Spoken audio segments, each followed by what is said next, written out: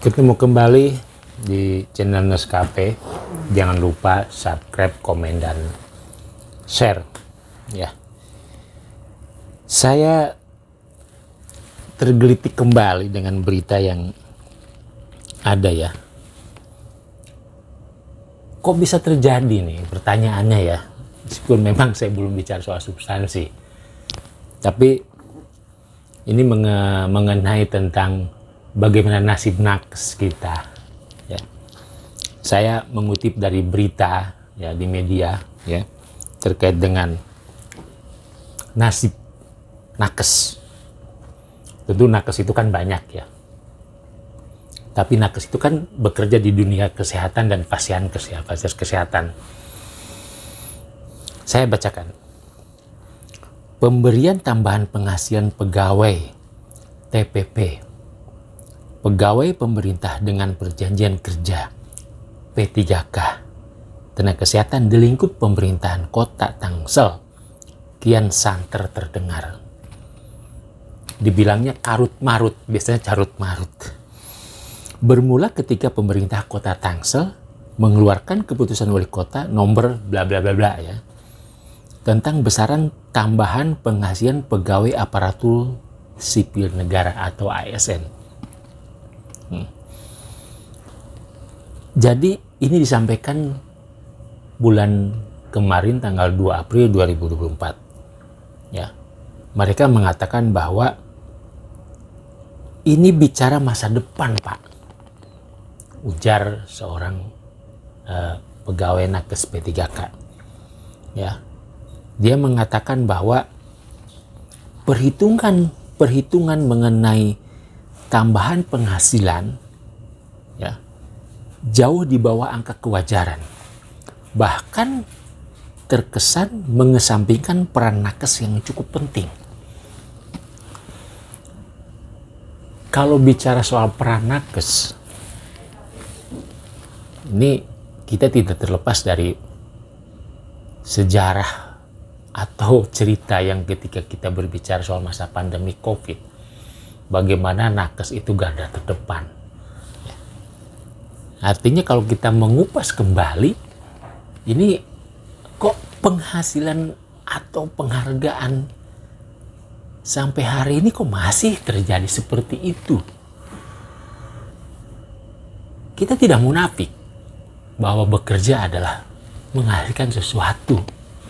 Ya, bukan saja orang dikagumi, dihormati, disanjung-sanjung, tapi bagaimana ketika orang bekerja, ya, ukurannya ada gaji, ya, seperti itu. Hari ini kita masih dipertontonkan soal ketidakberpihakan, ya. Gelombang protes dari para nakes pun telah dilakukan oleh kebijakan itu resmi diberlakukan, namun bukannya mendapat respon positif. Protes tersebut malah berbuah ancaman dan intimidasi. Kalau berbicara soal ancaman intimidasi ini akan lebih beda lagi ranahnya ini, saya kira ya. Seru ini sebetulnya kalau kita berbicara intimidasi dan ancaman. Dan lagi-lagi intimidasi datang dari berbagai pihak, mulai dari pejabat dinas kesehatan kota hingga pejabat kepercayaan pimpinan tertinggi di Tangsel. Ada apa ini? Efek dari intimidasi, ketakutan setiap personal mereka ketika terlalu keras protes mereka akan berdampak. Kan gak mungkin juga teman-teman ini menyuarakan protes kalau tidak ada dasarnya. Ini kan sesuatu hal yang masuk akal menurut saya. Ya. Ini cerita luar biasa menurut saya, luar biasa. Hal senada juga dikeluhkan oleh nakes pada layanan kesehatan masyarakat kota. Ya. Namun tidak seperti rekannya, ia ia tak begitu berani untuk terlalu vokal menyuarakan hal itu.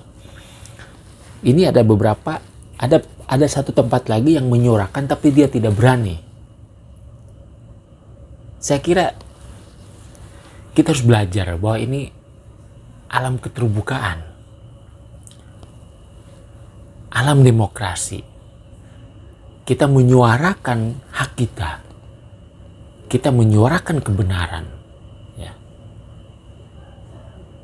Ini sudah saatnya saya kira, karena regulasi yang sekarang kita juga sudah suatu kemenangan sebetulnya dengan Undang-Undang 17 2003. Ya. Dan peristiwa di Tangsel ini merupakan udah kesekian kalinya. Dan sudah banyak peristiwa-peristiwa yang sebelumnya terjadi pada hal yang sama di daerah yang lain. Ini terjadi di Tangsel. Ini saya sungguh khawatir dan sungguh prihatin. Ya. Nih, ada lagi nih.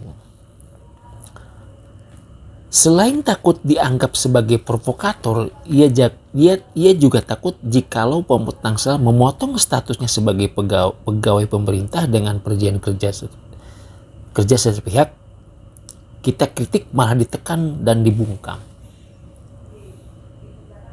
Nah, ini kan bagian daripada ancaman dan intimidasi sebetulnya.